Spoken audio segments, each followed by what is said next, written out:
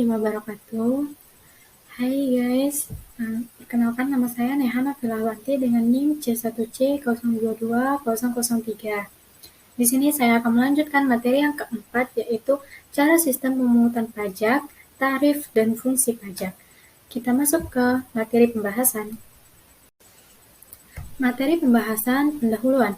Di Indonesia, perpajakan diatur dalam Undang-Undang Nomor 7 Tahun 2021 tentang harmonisasi peraturan pajak. Di satu sisi, aturan bisa memaksakan wajib pajak untuk membayarkan pajak sesuai dengan ketentuan. Di sisi lain, wajib pajak tidak diperlukan semena-mena serta memiliki hak banding, gugatan, dan lain-lainnya. Pada dasarnya, sistem pemungutan pajak ada 3, tetapi sebagian mengatakan bahwa ada 4 sistem perpajakan di Indonesia, yaitu Official Assessment System, Semi-Self-Assessment System, Full Self-Assessment System, dan Withholding System. Tarif pajak pada umumnya berupa besaran persentase yang telah ditetapkan oleh pemerintah sebagai acuan dalam pengenaan pajak.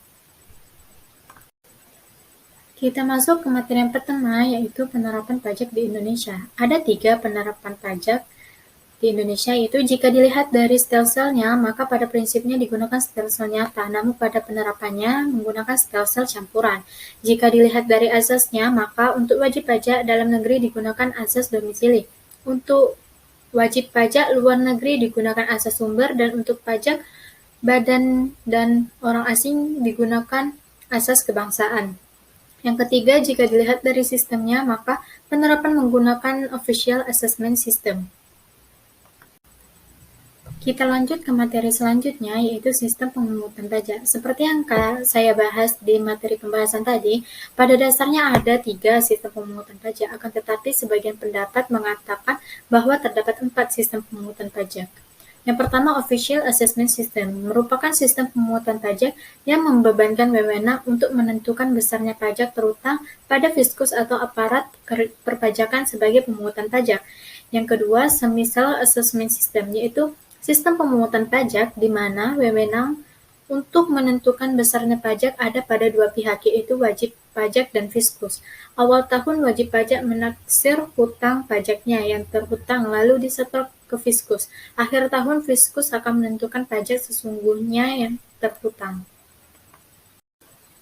Selanjutnya, sistem pemungutan pajak yang ketiga, yaitu Full Self-Assessment System, adalah sistem pemungutan pajak yang dimana wajib pajak menentukan sendiri jumlah pajak terhutang sesuai dengan ketentuan peraturan perundang-undangan perpajakan. Yang terakhir adalah Withholding Tax System, adalah pihak ketiga memiliki wewenang dalam menentukan berapa besar pajak yang harus dibayar. Besarnya pajak pada withholding system dihitung oleh pihak ketiga, bukan wajib pajak dan bukan aparat pajak atau fiskus. Kita masuk ke materi yang kedua, yaitu tarif pajak. Secara struktural, setidaknya ada 4 jenis tarif pajak, yaitu antara lain adalah tarif tetap, tarif proporsional, tarif progresif, dan tarif degresif. Tarif tetap. Tarif pajak tetap atau yang nama lainnya tarif pajak regresif adalah tarif pajak yang nominalnya tetap tanpa memperhatikan jumlah yang dijadikan dasar pengenaan pajaknya, tidak berubah-ubah. Contohnya bea materai dengan nilai 3.000 dan 6.000. Tarif proporsional. Tarif pajak proporsional merupakan tarif yang persentasenya tetap meski terjadi perubahan terhadap dasar pengenaan pajak. Dengan begitu, seberapa besarnya jumlah objek pajak, persentasenya akan tetap. Contohnya adalah PPN yang persentasenya 10%, tarif PBB atau pajak bumi dan bangunan dengan tarif 0,5%, dan tarif pajak hotel dan restoran sebesar 10%. Tarif pajak yang ketiga, yaitu tarif progresif. Jenis tarif pajak progresif ini, persentase tarifnya semakin besar mengikuti besar nilai objek yang dikenakan pajak. Artinya semakin besar nilai objek pajak, maka semakin besar pula tarifnya. Contohnya tarif PPh pasal 17. Nah, tarif pajak progresif ini dipecahkan lagi menjadi 3, yaitu tarif progresif, tarif progresif tetap, dan tarif progresif degresif. Nah, yang keempat yaitu tarif degresif. Tarif pajak degresif ini kebalikan dari tarif pajak progresif. Tarif pajak degresif adalah nilai persentase semakin kecil jika nilai objek yang dikenakan pajak semakin besar. Contoh tarif degresif, daftar pengenaan pajak, dan tarif. 1 juta tarifnya 10%, 2 juta tarifnya 9%, 3 juta tarifnya 8%, dan 4 juta tarifnya 7%. Nah, ada 3 jenis tarif pajak degresif juga. Yang pertama tarif degresif, yang kedua tarif degresif tetap, yang ketiga tarif degresif progresif. Kita masuk ke materi yang ketiga, yaitu fungsi pajak. Fungsi pajak itu ada 4. Yang pertama adalah fungsi anggaran atau budgetary, yaitu sebagai sumber pendapatan negara. Pajak berfungsi untuk membiayai pengeluaran-pengeluaran negara, untuk menjalankan tugas-tugas rutin negara, dan melaksanakan pembangunan negara.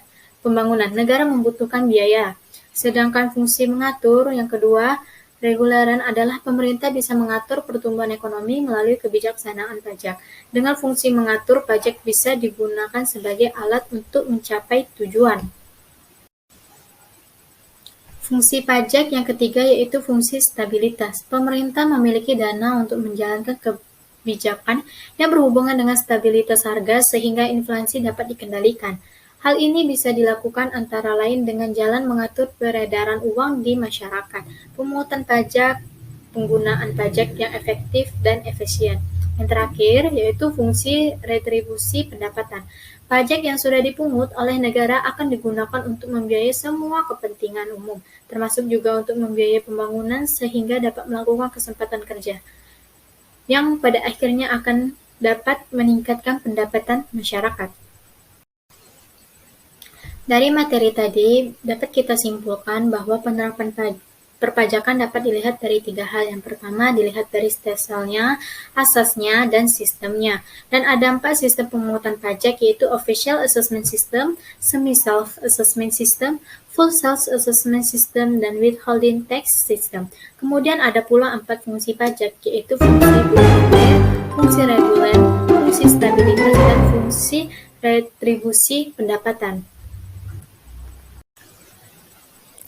Setelah kesimpulan tadi, maka berakhirlah video presentasi saya pada materi ini, yang menjelaskan tentang cara sistem pemungutan pajak, mulai dari penerapan pajak di Indonesia, sistem perpajakan di Indonesia, tarif pajak, dan fungsi pajak.